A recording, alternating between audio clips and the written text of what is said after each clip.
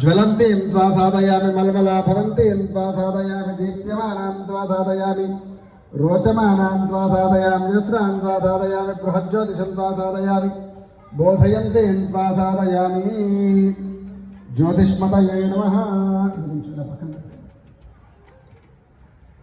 दीपाराधन मुहूर्तो अस्तु।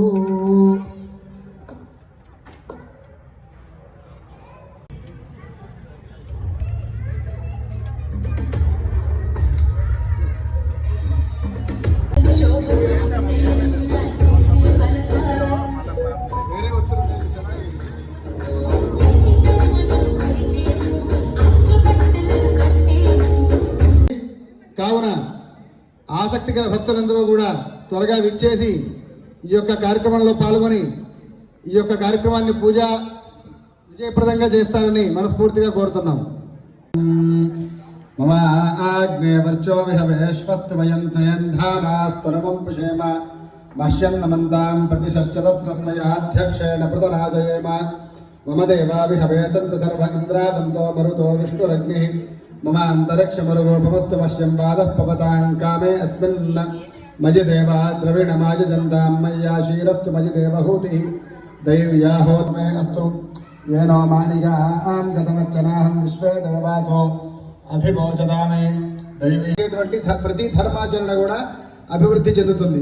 అందులోనూ ఈ యొక్క సంవత్సరం ప్రారంభం మనకి ఆదివారంతో ప్రారంభమైంది. ఆదివారంతో ప్రారంభం కావడం వలన ఈ యొక్క సంవత్సర అధిపతి రవిగా ఉన్నాడు. రాజాది నవనాయకులలో ఈ సంవత్సరానికి రాజుగారు ఈ యొక్క రవి. కాబట్టి ఈ రవి యొక్క ఫలితం ఉంటుంది, రవి యొక్క ఫలితం ఎక్కువగా ఉంటుంది. ఆదివారం చేసేటువంటి రవి అర్చన, అలాగే గోధుమ పిండి వంటి రవి సంబంధమైన ద్రవ్యాలు దానం చేయడం ఇవి చాలా మంచి ఫలితాలను ఇస్తాయి. ఆదిత్య హృదయాది పారాయణం చేసుకోవడం చాలా మంచిది. అలాగే ఈ రవి అధిపతిగా ఉండడం, ఆదిలో స్నానం చేస్తూ వస్తున్నాడు ఆయన. కాబట్టి ఇది శుభ పరిణామం. ఆత్మధారణ, క్షణశక్తి ధారణ పెరుగుతుంది. అంటే జనం యొక్క ధారణ శక్తి పెరుగుతుంది. విద్యార్థులకు చాలా కలిసి వచ్చేటువంటి కాలం. వస్త్రధారణ, ఆయన యొక్క ప్రవేశం వలన శనగల యొక్క పంట నాశనం అయ్యేటువంటి అవకాశం ఎక్కువ. ఆయన మృత్తిగా లేపనం చేసుకొని వస్తున్నాడు, అంటే ఒంటికి గోరోచనం పూసుకొని మట్టి పూసుకొని వస్తున్నాడు ఆయన. కాబట్టి ఇది శుభమైంది. పుష్పాలు ఫలాల యొక్క విలువ తగ్గి వాటి యొక్క పంట పెరుగుతుందట. అలాగే భూషణ, ఆయన వెండి ధారణ చేసుకుని వస్తున్నాడు. ముక్తాభరణం అంటే ముత్యపు ముక్కు పుడక పెట్టుకొని వెండి నగలు వేసుకుని ప్రవేశం చేస్తున్నాడు. కాబట్టి ఇది కాస్త అశుభంగా ప్రవర్తిస్తుంది. దానివల్ల ఆభరణాల యొక్క విలువ పెరుగుతుంది. అలాగే రాగి పాత్ర ఎందుకు భోజనం చేస్తూ వస్తున్నాడు. కాబట్టి రాజ్యంలో రాజుల మధ్య పరస్పర విరోధం పెరుగుతుంది. అధికారం యొక్క మార్పు చెందేటువంటి అవకాశం ఎక్కువ. ఆహారం భిక్షాహారంగా చేస్తున్నాడు. కాబట్టి విప్రులకు, అంటే ఈ బ్రాహ్మణ వృత్తిలో ఉన్నటువంటి వాళ్ళకి కాస్త అశుభంగా దోస్తోంది. చేతిలో మామిడి పండు పట్టుకొని, అలాగే ఒక తెల్లటి పువ్వు పట్టుకొని వస్తున్నాడు. అలాగే రాజపూజ్యం 5, అవమానం 7. వృషభ రాశి వారికి ఆదాయం 11, వ్యయం 5. అలాగే రాజపూజ్యం 1, అవమానం 3.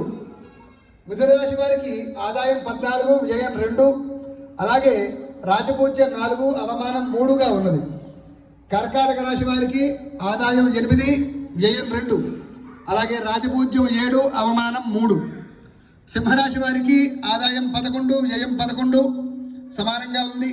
అలాగే రాజపూజ్యం 3, అవమానం 6. కన్యా రాశి వారికి ఆదాయం 14, వ్యయం 2. అలాగే రాజపూజ్యం 6, అవమానం 6.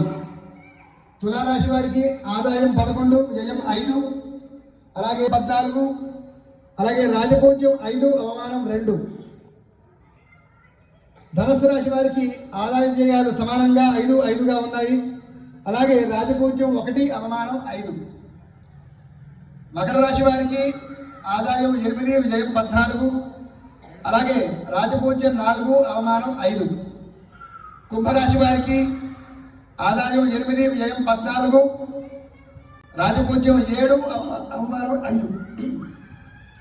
మీనరాశి వారికి ఆదాయం 5, వ్యయం 5. అలాగే రాజపూజ్యం 3, అవమానం 1. సమంగా చూసుకుంటే లీ లు లే లో అంటే ముఖ్యంగా లాతో వచ్చేటువంటి పేర్లన్నీ కూడా భరణి నక్షత్రంలోకి వస్తాయి. ఆ ఈ ఉ ఏ అచ్చులు ఈ 4 కృత్తిక నక్షత్రంలోకి, ఓ వా వి బు ఈ 4 కూడా రోహిణి నక్షత్రంలోకి, వే వో కాకి నక్షత్రాలు మృగశిర నక్షత్రంలోకి అక్షరాలు. అలాగే కు ఖం ఝ ఛ కృత్తిక 1వ పాదం మేషరాశి. శ్రద్ధగా కే కో హా హి ఈ నక్షత్రాల్లో వచ్చేటువంటి పేర్లు పునరుసు నక్షత్రంలోకి వస్తాయి. మొదటి 3 పాదాలు వృషభ రాశిలోకి, 4వ పాదం మా మీ ము మే ఈ 4 అక్షరాలు కూడా ఈ 4 అక్షరాలు మఖా నక్షత్రం సింహరాశిలోకి వస్తాయి. మో టా టీ టు ఈ అక్షరాలు మనకి పెద్దగా దక్షిణ భారతదేశంలో ఉండవు. ఇది పుబ్బా నక్షత్రంలోకి సింహరాశిలోకి వస్తాయి. టేటో పా పి ఈ 4 కూడా ఉత్తర నక్షత్రం మొదటి 3 పాదాలు సింహరాశిలోకి, 4వ పాదం కన్యా రాశిలోకి వస్తుంది. అంటే పా అనే అక్షరం ఉన్నవాళ్ళు సింహరాశిలోకి, పి అనే అక్షరం ఉన్నవాళ్ళు కన్యా రాశిలోకి వస్తారు. 2 అక్షరాలు కలిపి ఉంటే ఒకవేళ శ్రీధర్ లాంటి పేర్లు అయితే 2వ అక్షరం లెక్కలోకి తీసుకోవాలి. రు రే రోత ఈ 4 అక్షరాలు స్వాతి నక్షత్రం తులారాశిలోకి వస్తాయి. టీ తూ తే తో ఈ 4 విశాఖ నక్షత్రంలోకి వస్తాయి. మొదటి 3 పాదాలు తులారాశిలోకి, 1 పాదం 4వ పాదం వృశ్చిక రాశిలోకి వస్తాయి.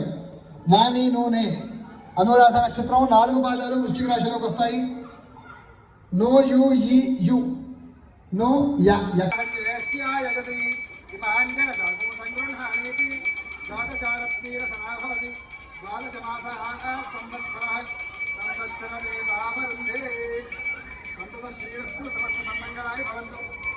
శ్రీరస్తు నిత్యమంగళాని భవంతు. కర్పూర మంగళ నీరాంజనానంతరం శుద్ధ ఆచమనీయం సమర్పయామి. నమస్కరామి. ఇందిరారమణ గోవింద. హర నమః పార్వతీపదయే. హర హర మహాదేవ. స్వస్తి.